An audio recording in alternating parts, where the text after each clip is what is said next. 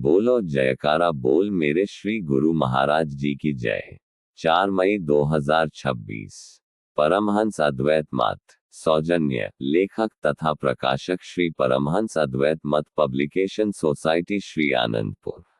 Compiled by स्कडेवान। आज का पाठ आगे पेज 395 से 397 तक।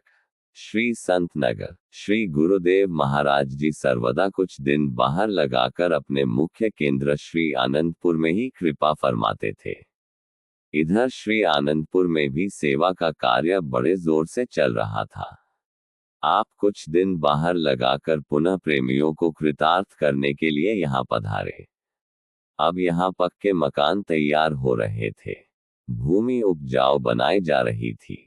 एक पटवारी जमीन का निरीक्षण करने आया।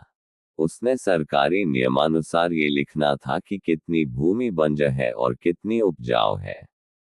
उस समय जिस भूमि का कार्य आरंभ था, 2-4 दिनों के पश्चात उसने उपज के योग्य बन जाना था। उसके विषय में पटवारी ने बंजर भूमि के नाम लिख दी। सेवकों ने भी श्री चरणों में विनय की कि प्रभो, पटवारी तो इसे बंजर के नाम लिख रहा है। श्री गुरुदेव महाराज जी ने फरमाया कि उसे कह दो कि उस जमीन को उपजाऊ लिखे। सेवकों ने पटवारी को बहुत समझाया कि 2-4 दिनों में यह उपजाऊ बन जाएगी, अतः यहाँ उपजाऊ शब्द लिखो। पटवारी ने उत्तर दिया कि यह जमीन तो 5 वर्ष में भी उपजाऊ बननी कठिन है। 2-4 दिन का झूठ लिख दिया जा सकता है, न कि इतना बड़ा झूठ। उसे क्या मालूम था कि यहाँ तो प्रकृति के स्वामी एक संकेत से जो कुछ करवाना चाहे करवा सकते हैं। उनके सामने ये साधारण सी बात है। पटवारी यहाँ से चल दिया। जब दफ्तर में जाकर फाइलों में नोट करने लगा तो वही भूमि उपजाऊ शब्द में लिखी गई। उसने फाइल बंद की और घर की राह ली। 5 दिन पश्चात जब उसने फाइल खोली तो अपनी कलम से उपजाऊ शब्द लिखा हुआ पाया। वह हैरान था कि यह कैसे लिखा गया। पुनः वह श्री आनंदपुर में उसी दिन आ गया। उस जमीन में बीज बोया देखकर उसके आश्चर्य की सीमा न रही। उसने मन में समझ लिया कि यह महापुरुष मानवीय शक्ति से परे है। उसने सेवकों के सम्मुख श्री दर्शन करने की इच्छा प्रकट की।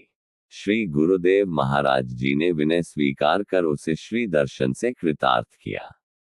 उसने अपनी भूल पर श्री चरणों में क्षमा के लिए याचना की। आपने फरमाया कि यहाँ तो कुदरत की सभी शक्तियां स्वयं काम कर रही हैं। आप तो किसी न किसी साधन से पथ भटकी रूहों को मार्ग पर लगाना चाहते थे। उस पटवारी को इस साधन से श्री दर्शन का अवसर मिला और उसने नाम उपदेश लेकर अपने जीवन का रुख सत्य पथ की ओर मोड़ा। श्री गुरुदेव महाराज जी प्रत्येक दिन नए कार्यक्रम, नई रचना, नई उमंगों व प्रेमियों में नया साहस भरकर नई युक्ति से भक्ति का अमृत पिलाते। कभी प्रेमियों को सैर के लिए तासबावली ले जाते, वहां अनुपम लीलाएं करते तथा साथ में सेवा कार्य भी करवाते, तो कभी चक दयालपुर में ले जाते और कभी श्री गुरुदेव महाराज जी श्री दूसरी पातशाही जी के श्री वचन तथा मुझ के अनुसार श्री आनंदपुर में नव निर्माण की रूपरेखाओं को साकार रूप देने के लिए सेवा की धुन लगाते। प्रेमी तो प्रेम की डोरी में खींचे चले आते।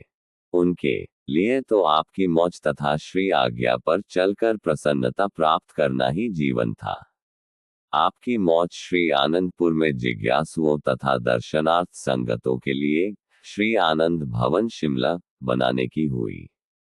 इसके साथ साथ पानी की कमी को पूरा करने के लिए बोरिंग तथा अन्य कार्यों को पूरा करने की योजना बनाई। इधर महाराष्ट्र की धरती आपके श्री मृदुल चरण स्पर्श कराकर पुण्यवती बनने के लिए पुकार रही थी। जिस ओर से प्रेम की आतुर पुकार आपको बुलाती, आप उधर ही प्रेम के आगार बनकर उस करुण गुहार को सुनते। बोलो जयकारा बोल मेरे श्री गुरु महाराज जी की जय। अगले पाठ में श्री श्री 108 श्री स्वामी वैराग्य आनंद जी महाराज। कल पाठ में नया गांव श्री प्रयागधाम। पेज 397 से आगे। बोलो जयकारा बोल मेरे श्री गुरु महाराज जी की जय।